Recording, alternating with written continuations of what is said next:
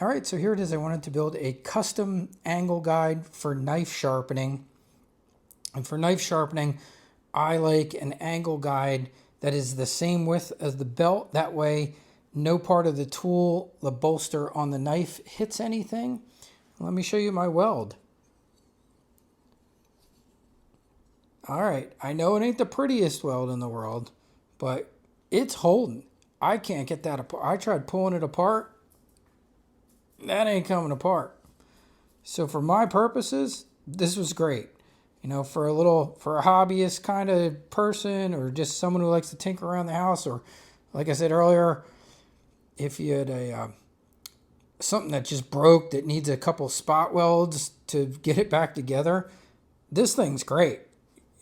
I do wish they gave you a little bit more details in the instructions as far as the settings and everything, but I was kind of able to figure it out, you know. And the big mistake I was making was I was going way too fast. So in the first weld that you guys didn't get to see because I forgot that I moved the table so I could be closer to the work, I just went way too fast and there was like nothing there. I didn't give the core, the rosin core, a chance to even form up and start attaching. So then I kind of realized like, oh, I am going much, much, much too fast. So then when I did the side here, I slowed down a lot. And let me show you one spot here. Like this thing's got some power. Like you can see it burned that away. So I don't know what happened there. Maybe it's set even maybe a little too high, but I mean, for what I needed to do, just get two pieces of metal welded together, it absolutely did the job and did it nicely. All the brown stuff was, I guess, flux or rosin core maybe that's in the wire, because I was like, whoa, what is all this stuff all over the place? But I cleaned it up on my dental abrasives, and you can see everything polished back up. You can see it's actually still warm, but you can see where the heat was from that weld. All right, so here is the angle guide. I have it on here. I ended up going with one piece from my old buck tool. I was going to use the one from the Toolker, and it would definitely work, and I still might use this piece, but I would have to completely grind this out some more so that I can fit the screw through there. So you can see I have my angle guide right in the middle of my belt, which is nice. It's just the right size, so I can now come up here and I'm not hitting a part where, like down here where you can see if I would hit, I couldn't reach the whole belt. I have about 2.5 inches there, I think. I did put a little tape, I'll show you here, around the tracking wheel. I used regular electric tape, and I went around one time, and then I did one right next to it, and then I did one in the middle joining those two together. And I did about maybe 3 or 4 wraps around, just enough to give it a little bit more of an arch. I was seeing a little bit of slop in the tracking, but let me show you it now. It looks pretty good. So there's 1800 RPMs. You can see this is going to work great. I can get in here and I can hit that whole belt. No problem. So that's going to be fantastic. A couple people were asking me, you know, what about swapping the motor out, Paul? Could you do that and put a motor that would go both directions? I have zero doubt you could do it. This is almost exactly the same kind of motors that we are using on all our other machines. This one happens to be 3/4 horsepower. You can get sewing machines in 3/4 horsepower, and they go both directions. Like I said, for me, I'm not going to do it because I also have my other 2x42, which already goes both directions. So if I need to do something edge trailing I can do it on my other 2x42. So for now, I'm going to leave it. I'm going to see how long this motor runs. A couple people wrote me and said people have been having a lot of problems with motors burning out. My only question there would be, I'm wondering if you're reading posts from knife makers. Now keep in mind, this unit is kind of meant for guys making knives, kind of like beginning knife makers.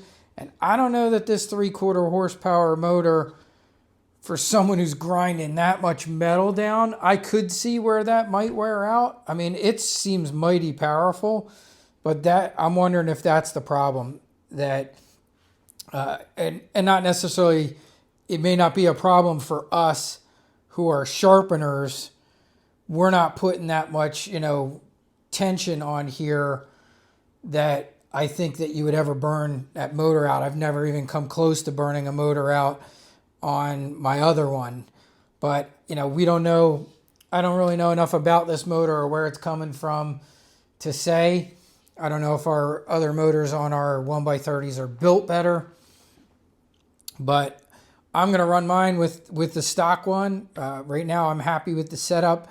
And like I said, if I need to go edge trailing, I'm fortunate enough that I do have another 2x42.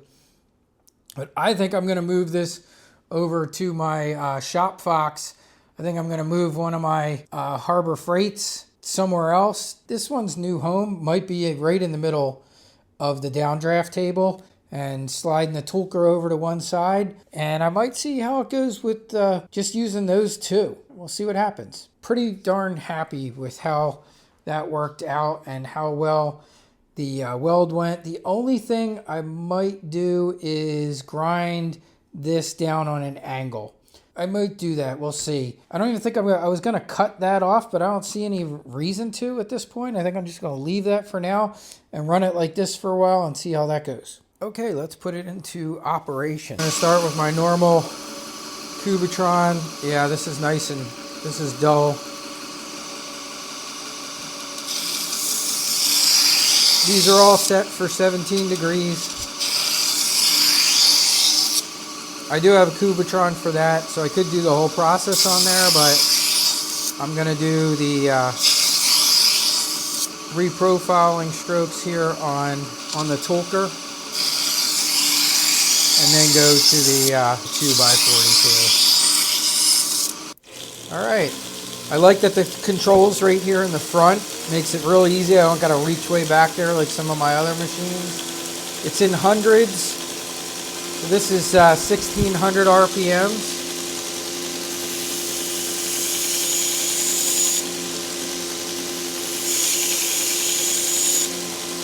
Very nice and smooth. That felt good. But so far I'm liking the, this has a weird feel going on there. What's that? I do like the angle guide.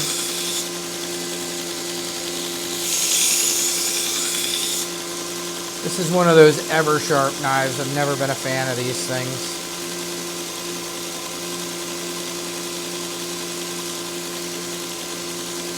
Seeing a little bit of a, let's see what went on there. What was that hitting?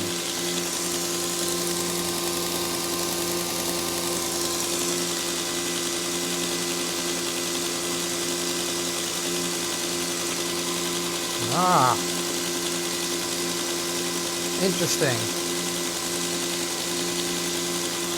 So this part of the handle is still hitting right there. I didn't think it would, but I think it's just this particular knife. Yeah, so this is perfect. And it's not touching that bolster. Yeah, that's perfect. But here we got a non-bolstered knife, and I don't understand. Yeah, I'm gonna have to make a slight adjustment here. I have to make a slight adjustment to this to get this angle correct. Because this, believe it or not, this handle's hitting right here. That's why I did like that other arm a little bit better. That kind of came down and bent out, because that would have been out of the way. But like I said, I do eventually think I'm going to try and use the one that was intended for the toolker on here because of that. I thought this was going to clear it, but this is also why you always have to do your testing. You see how we have this little, see on this one, how we have this little cutout? So this,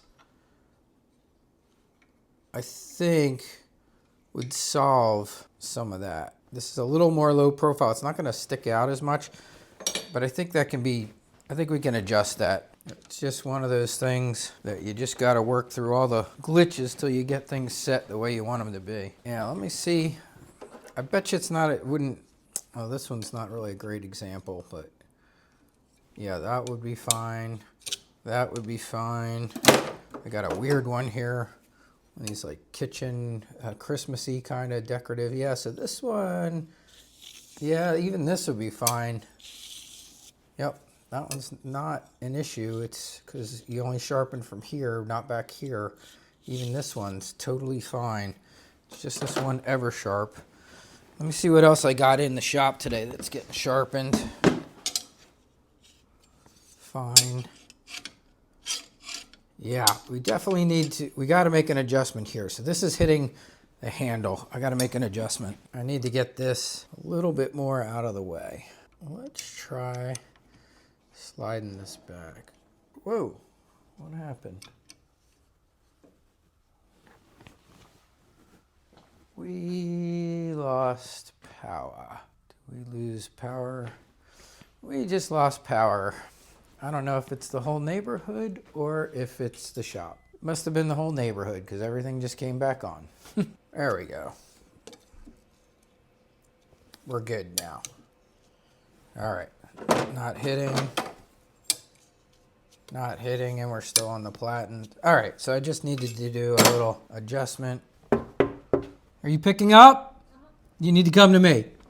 That's for dropping off. What's the name? Colton? Shop in there. Oh, thank you. All tidy and organized. These are nice. I've never looked so good.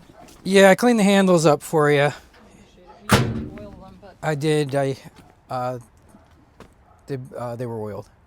we're giving them to a friend who lost her home in Asheville. Oh, okay. So they're going to a good place. Yeah, So there's a hardening oil was put on them, so they will be waterproof. hardening oil for the handles. Yes. Oh wow, what Yeah. is that? I used Danish oil, Danish which oil. is linseed oil with a polymerizing agent, and it Okay. makes it dry a little I faster. think that we just usually use linseed oil, but It's the same thing. Okay. It's just got something in it to make it dry faster, and I put them in I sanded them down. I put them in a vacuum chamber, which helps it suck the oil in faster. So Nice job. it should give them years of they'll be life, they'll yeah. be well loved for another 40 years. yeah. Those old Chicago cutlery are fantastic Yeah. knives. They're I like the feel of the wood handles too. yeah, and they were made in Japan, so they're Japanese steel knives. A lot of people think, oh, they're just, the people see them, they think they're just these old crap knives. They're fantastic knives. That's good to know. Yeah, they're very, very good steel. They stay sharp a long time. They're a nice hard steel. I'm glad to see it because I know you were on Fort Hunt Road. I was, when yeah. Your sign was gone. It was like, darn. Yeah, no, So we've got a lot of things to bring you. yeah, a little better location. Oh, it's beautiful. Easier to get here. You don't have to risk your life on Fort Hunt Road. Have a good one. You too. Alrighty, had to do just a couple fine tweaks. And kind of good. I'm going to show you guys that anyway, because that happens whenever you're building or customizing a new machine. You might have to go in and make some fine tweaks. So I had the arm dropped way too far down, and it was actually hitting the handle on this Eversharp knife, which is probably one of my least favorite knives. But it was hitting the handle, so it wasn't hitting cleanly. It was fine on this side. It was not fine on this side. But I was able to adjust that and still get my 17-degree wedge angle in there. I just had a customer come here, so I'm trying to make sure I didn't misplace that. Where did I put it? It's not still, oh, it's still in there. Yeah. Okay. So yeah, glad I didn't turn that on. So there was my 17-degree wedge. That's all set. I'm just going to make sure everything is locked in good and tight. There is a pretty good gap. I usually like to angle cut the front of this angle guide down. As I've shown before in these, I grind it so that it gets thinner and thinner and to a point. And I am noticing that would be helpful here on the tips for these. I do have just enough to make the curve. So I am happy to see that. And it's not, I am able to do it on this knife without hitting this here. So that's good. And I have a customer coming up the driveway. So I'm going to pause this just to take care of this customer that's coming up here. Bigger dogs. And the big ones, yeah. He's doing pretty well considering. He's been slowing down a lot in the last year, though, we noticed. Would you like an email, text, receipt, or anything? No receipt. Okay, no receipt. All right, we're good. All right, Thank you. Have a nice holiday. You too. Okay, we're back. Here we go. So now I got a little paring knife here.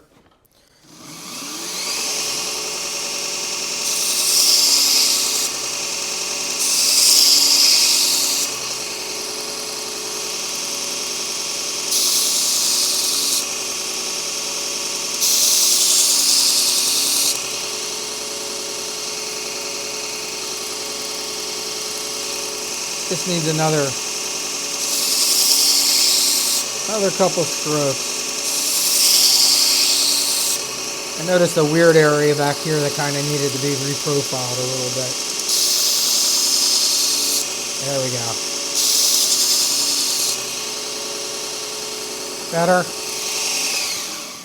Okay, back to this one.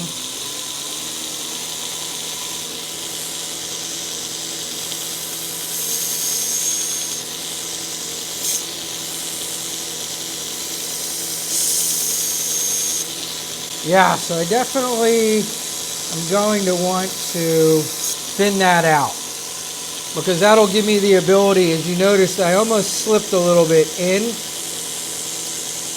I either need to thin this out or be able to increase the angle out so that I can get this closer and still be on my guide. So these are just all minor tweaks that need to be made to this.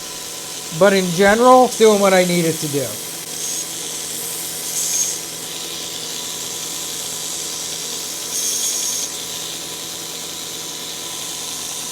So that's good. Okay, so let's see how a belt change goes.